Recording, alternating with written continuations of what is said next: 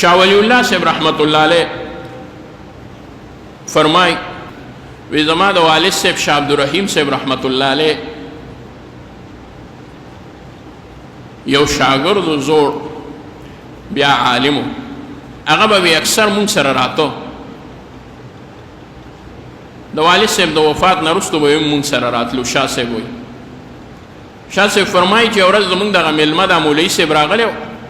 مونږ وله ډوډۍ راوړه مونږ ورونه ورته ناست وو مولوي صاحب یوازې ډوډۍ خوري مونږ ته یې وایي مونږ ورته وایي بې تکلفه ده خو ستا خپل کور دی مونږ خوړلې ده بهر حال مولوي صاحب بې وخته لکه دا ټایم چې وي او ډوډۍ خوري نو یوازې یې خوړه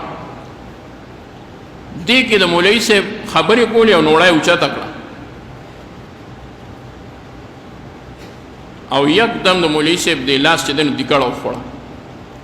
او نوړی تې هغه ځای ته پرېوته داسې دوده بس مولوي صاحب هم مولوي صاحب و د دې نه خبر و چې غورځېدلې نوړی چې دی نه هغه به راوچته کړي خل پل به ترې نه لرې کړي تیلې او تار او ویښته ورسره وي هغه به ترې لرې کړي او صفا به کې نبي علیه السلام فرمایي هغه به وخوري مې پرېږده شیطان ته هم مه پرېږده برکت هم ځان نه مه لر کوه د برکت نه ځان مه محرومه کوه مولوي صاحب چې هغه نوړی ته لاس که څنګه یې لاس کو ورته عجیبه کار دا وشوه نوړی ټوپ کو لږ اخوا شوه مونږ ګورو خدای پاکه نوړی خو دې دی نه هغه ځای ته لاړه د ده د لاسو نه خو زمونږ ویلې د لاسو به هسې جټکه خوړلې دې نوړی خو هغه ځای نه آپله ټوپ مولوي صاحب ورپسې ورمخکې شو چې ورمخکې شو نوړی نور هم ورټوپې که آپله لړه یا خدای دا له څه چل دی میره مولوي صاحب خو عامل هم نه دی او څه نوره کیسه هم نه ده چې نوړی آپله لړه مولوي صاحب لاس ورته نه رسېد مولوي صاحب هم د نر بچی ورپاسېد د نوړی د هغه ځای نه راواغېست او صفا یې کړه ویې خوړه بس کیسه و خبره و ختم شو سره دې پس وی زمونږ په ګاونډ کې په یوې ماشومې باندې پیریان راله تر دغه ساعته به مونږ وی چې دا جنات دي که دا د ماشومه لګیا ده مونږ به وی یاره دا پته نه لګي د دې په ماغزو کې یا په ذهن کې څه خبره ده هغې به خبرې کولې په دغه ورځ باندې هغې ماشومې ناشنا خبرې وکړې اواز یې غټ شو د سړو اواز یې شو او هغې ماشومې وویل چې تاسو دې کور کې زمونږ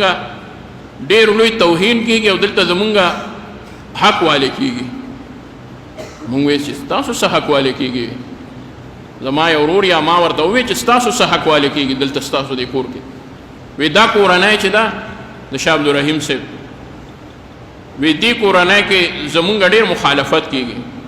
مونږ د دې کور نه لا تر اوسه پورې هېڅ شی نه دی وړی وی ما ورته وی چې ولې نه دی وړی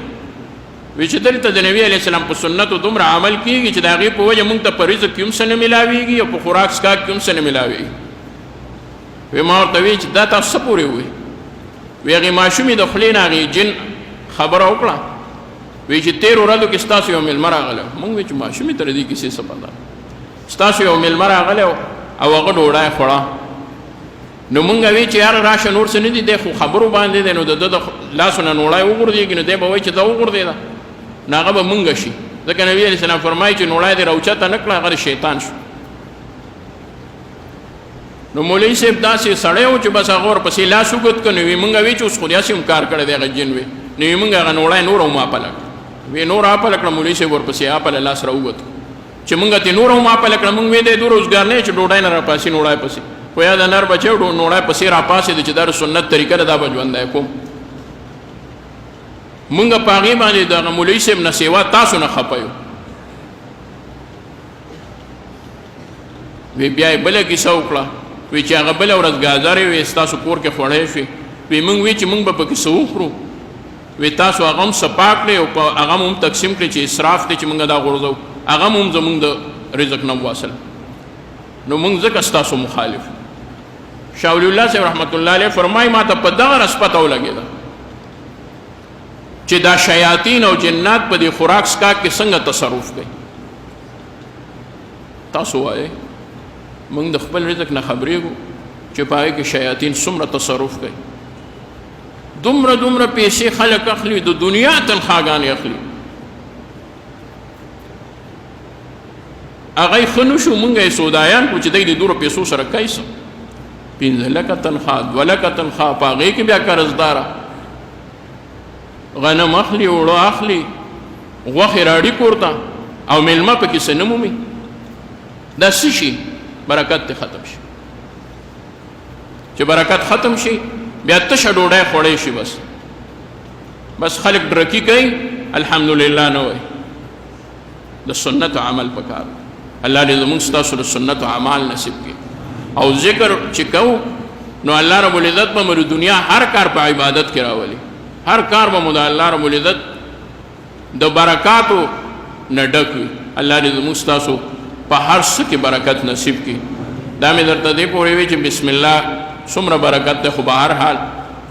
هغه خبره نیمګړې پاتې شوه الله دې وکړي که ژوند وي او بل مجلس کې مې خبره یاد وي نو بیا مې انشاءالله سر ته ورسو الله دې وکړي چې ژوند د عمر او صحت وي اللهم صل على سيدنا محمد وعلى ال سيدنا محمد